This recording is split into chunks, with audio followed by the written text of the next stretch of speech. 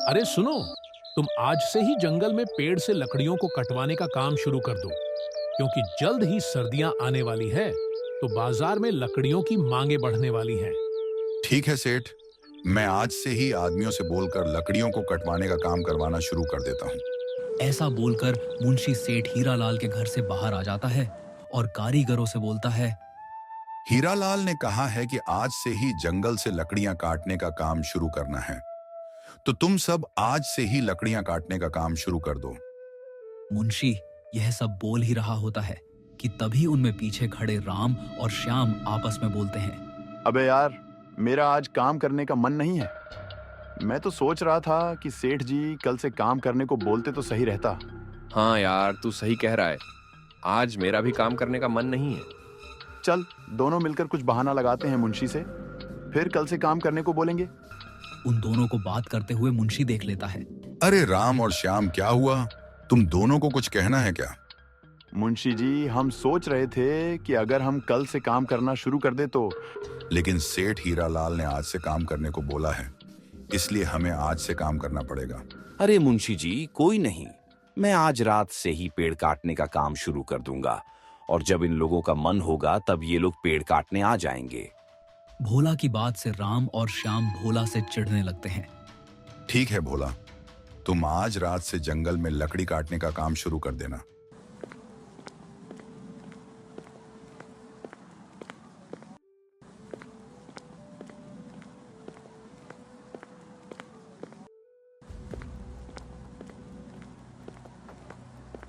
रात होते ही भोला जंगल में जाकर पेड़ को काटना शुरू कर देता है। भोला पेड़ काट रहा होता है कि तभी वह देखता है कि एक पेड़ के अंदर से कुछ चमक रहा होता है। अरे ये क्या, पेड़ में तो कुछ चमक रहा है।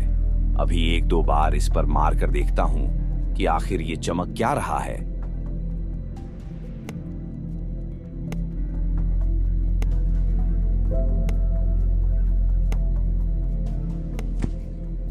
चलो, आज का तो मेरा काम खत्म हो गया है। एक काम करता हूँ कि ये कुछ चमकती हुई लकड़ियां लेकर घर चला जाता हूँ। माँ इन्हें देखकर बहुत खुश हो जाएगी। भोला वो पेड़ की कटी हुई चमक वाली लकड़ियों को लेकर घर जाता है।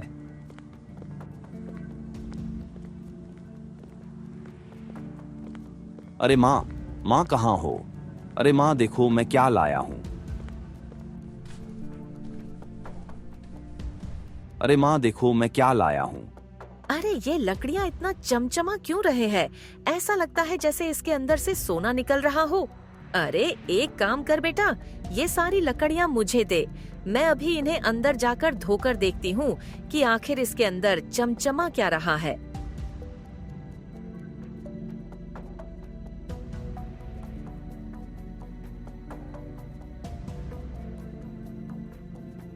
भोला की माँ लकड़ियों को पानी से धोने लगती है। जितना इन्हें धो रही हूँ उतना ही ये चमक रही है। अरे अरे देख बेटा, ये तो सोना है। सच में माँ, ये सच में सोना है। हाँ हाँ, मेरी बूढ़ी आंखें कभी धोखा नहीं खा सकती। ये सच में सोना है। सच में माँ, ये सच में सोना है। इसका मतलब उस जंगल में जो पेड़ काटते हुए जो चीज चमक रही थी वो सब सोना, मतलब उन सब पेड़ों में सोना है। क्या कहा तूने? पेड़ों के अंदर सोना? हाँ माँ, जंगल के पेड़ों को जब मैंने काटा तो उसमें से चमकती हुई चीजें निकली, तो मैं ये तुम्हें दिखाने के लिए ले आया माँ। मैं अभी मुंशी जी को जाकर बताता हूँ। अरे तू ये क्या कह रहा है? तू बड़ा हो गया है तो फिर ये बचपन वाली बातें मत कर। पागल मत बन। सबको पता लगने से पहले जितना हो सके हम वहाँ से सोना इकट्ठा कर लेते हैं। जब भगवान हमारी किस्मत बदल रहा है तो फिर तू क्यों सब खराब करना चाहता है? अरे बेटा, अमीर होने का यही मौका है। माँ, ये तो गलत बात है। इतना लालची बनना सही नहीं है। ये बातें मुझे मुंशी जी को बतानी होंगी, तो मैं अभी मुंशी जी को सोने की बात बताकर आता हूँ।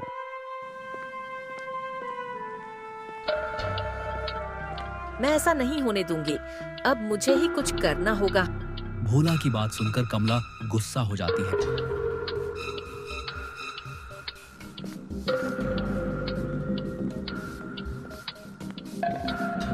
को जब भोला पेड़ काटने जाता है तो बिमला भी उसका पीछा करती हुई जंगल में आ जाती है। अरे ये मुंशी जी कहाँ है? अभी तक तो उन्हें यहाँ पहुँच जाना चाहिए था।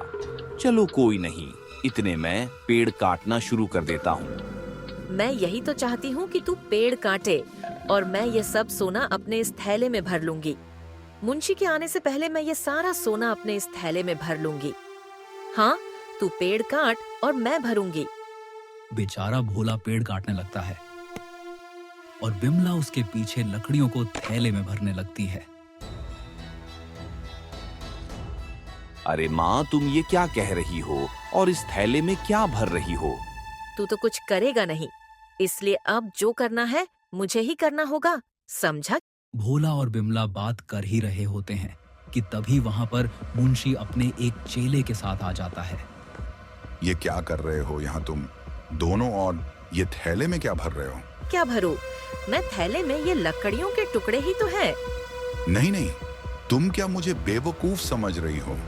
ये लकड़ियों के टुकड़ों को ऐसे थैले में भरोगे तो क्या मैं मान लूंगा? अरे मुंशी जी, ये क्या ये वो कर रहा है? सही से बता मुझे। जंगल कोई मामूली जंगल नहीं है। यहाँ के पेड़ों में सोना है। सच में इन पेड़ों में सोना मिल रहा है। सोना। सही से बता मुझे। अच्छा तो ये बात है, तो फिर तो मुझे इन पेड़ों को ध्यान से देखना होगा। देखिए देखिए, अच्छे से देखिए, फिर मैं भी ये बात जाकर सेठ हीरालाल को बता दूंगा। नहीं नहीं, इन सब चीज के बारे में किसी को भी पता नहीं लगना चाहिए, और जब तक मैं इन सब की जांच नहीं कर लेता हूं तब तक मैं तुम दोनों को यहां से जाने नहीं दूंगा। अरे ओए, इन दोनों को पकड़ के पेड़ से बांध दे। अरे नहीं नहीं, छोड़ो हमें, छोड़ो। तुम ये हमारे साथ सही नहीं कर रहे हो। बस मुंशी, तू ये सही नहीं कर रहा है। तेरी शिकायत में सेठ हीरालाल को बता के रहूंगी। छोड़ हमें, छोड़। मैं क्या कर सकता हूं? अभी तुम लोगों को यह पता नहीं है। जब तक मेरा काम पूरा नहीं होगा तब तक मैं तुम दोनों को अपने पास बंदी बनाकर रखूंगा, ताकि तुम दोनों मेरे काम में दखल अंदाजी ना कर सको। और हाँ, गलती से भी किसी को भी इस सोने के बारे में पता नहीं लगना चाहिए, नहीं तो यह सारा सोना फिर मेरा कैसे होगा। मुंशी सोने की चकाचौंध में आकर भोला और बिमला को पकड़ लेता है।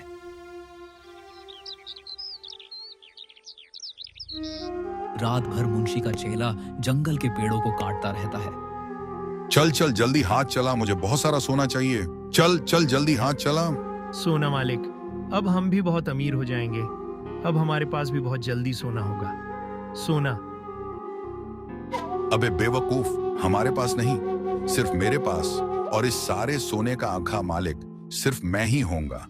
सिर्फ मैं एक बार ये सारा सोना निकल जाए, फिर तुझे भी ठिकाने लगा दूंगा। मुंशी इतना लालची हो जाता है कि लालच में उसे यह भी नहीं दिखता कि वह गरीब लोगों पर कितना अत्याचार कर रहा है। अरे वाह वाह, देखो मालिक, मैंने कितना सारा सोना इकट्ठा कर लिया। देखो मालिक। अरे वाह वाह वाह, मेरा सोना, ये सारा सोना मेरा है। मुझे यकीन नहीं हो रहा कि यह सारा सोना मेरा है। मुंशी की बात सुनकर मुंशी का चेला गुस्से में बोलता है। अरे अरे, कैसे? ये सारा सोना तुम्हारा कैसे हो गया? ये सारा सोना तो मैंने इन पेड़ों को काट कर निकाला है, फिर ये तुम्हारा कैसे हो गया? अरे अरे, तू परेशान मत हो, मैं तेरा हिस्सा तुझे बाद में दे दूंगा। तू बस अभी ये पेड़ों को काट कर सोना निकाल। मेरे लिए कोई बखेड़ा मत खड़ा कर, समझा? मुझे नहीं पता, मेरे हिस्से का सोना मुझे अभी चाहिए। मुंशी और उसका चाला आपस में लड़ ही रहे होते हैं कि तभी वहां पर सेठ हीरालाल अपने नौकर बलवंत सिंह के साथ आ जाता है। ओए, ये सब क्या हो रहा है? तुम दोनों आपस में लड़ क्यों रहे हो? मैंने ये पेड़ काटकर उनमें से सोना निकाला है और ये मुझे मेरा हिस्सा नहीं दे रहे हैं। लेकिन ये सोने के बारे में मैंने पता लगाया तो ये सारा सोना मेरा हुआ। अबे, तू देख क्या रहा है? जल्दी से इन दोनों को वहां एक पेड़ से बांध दे। सेठ का नौकर बलवंत सिंह मुंशी और उसके चेले को एक पेड़ से बांध देता है। बलवंत सिंह, इन दोनों को बांधकर बाकी के कारीगरों को छुट्टी दे दो। और हाँ, फिर तुम ये सारे पेड़ों के सोने को इकट्ठा करना।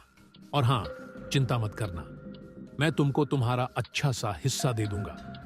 सेठ के कहने पर बलवंत सिंह जंगल के बाहर काम बंद है का बोर्ड लगा देता है। जैसे ही राम और श्याम जंगल में पेड़ काटने आते हैं, तो काम बंद है का बोर्ड देखकर परेशान हो जाते हैं। अरे ये तो काम बंद करने का बोर्ड है। अरे श्याम, अब हमारा क्या होगा? अब तो हम लोग भूखे मर जाएंगे।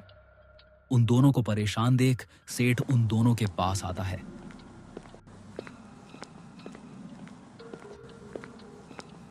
अभी कुछ दिनों के लिए काम बंद है, लेकिन तुम लोग परेशान मत हो।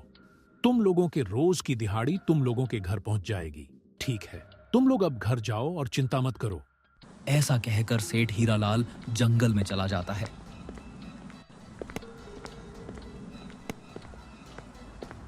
जल्दी जल्दी हाथ चलाओ और हां, अपने हिस्से की चिंता मत करना। मैं तुम्हें तुम्हारी सोच से भी ज्यादा तुम्हें तुम्हारा हिस्सा दूंगा। हाँ चलो, जल्दी जल्दी हाथ चलाओ। नहीं नहीं बलवंत सिंह, ये रुकने का समय नहीं है, जल्दी हाथ चलाओ। सेठ के कहने पर बलवंत सिंह जल्दी जल्दी पेड़ों को काटने लगता है, लेकिन इन सब से भी सेठ का लालच नहीं भरता। नहीं नहीं बलवंत, अकेले जंगल के सारे पेड़ों को नहीं काट पाएगा। मुझे कोई उपाय सोचना पड़ेगा जिससे जल्दी से जल्दी मुझे यह सारा सोना मिल जाए। सेठ जल्द से जल्द पेड़ों से सोना निकालने का उपाय सोचता है। उधर भोला और कमला अपने आप को छुड़ाने का प्रयत्न करते हैं। अरे अरे भोला, कुछ कर, जल्दी कर, ये हमारे हाथों को खोलने के लिए कुछ कर। चल, सही है कि हम उस दुष्ट मुंशी से बच गए। लेकिन माँ, हमें यहाँ से जाने से पहले इस खबर को सही जगह पर बताना होगा। चलो चलो मेरे साथ।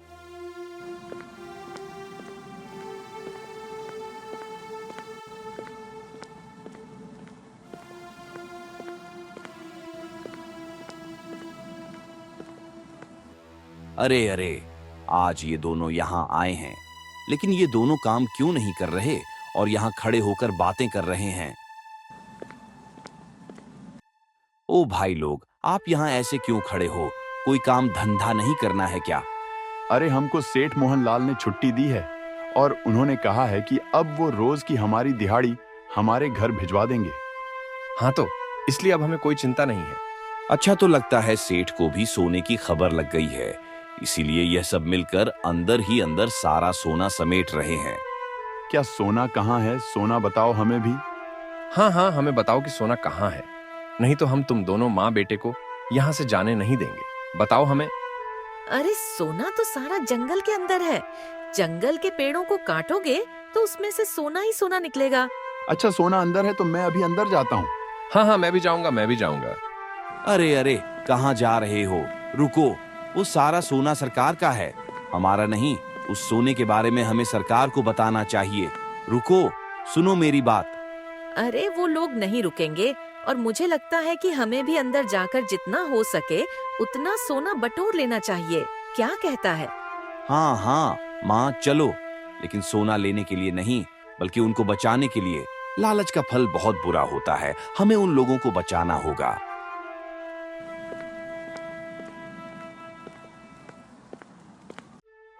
और उधर सेठ हीरालाल पेड़ों में से जल्दी से सोना निकालने के लिए पेड़ों पर डायनामाइट बम लगा देता है। हाँ, क्या दिमाग लगाया है मैंने। एक झटके में इस जंगल का सारा सोना, मेरा एक बार में इन सब पेड़ों में से सारा सोना निकल जाएगा। जंगल के हर एक कोने में मैंने डायनामाइट बम लगा दिए हैं। जैसे ही मैं इसे दबाऊंगा, वैसे ही एक झटके में सारा सोना मेरा हो जाएगा।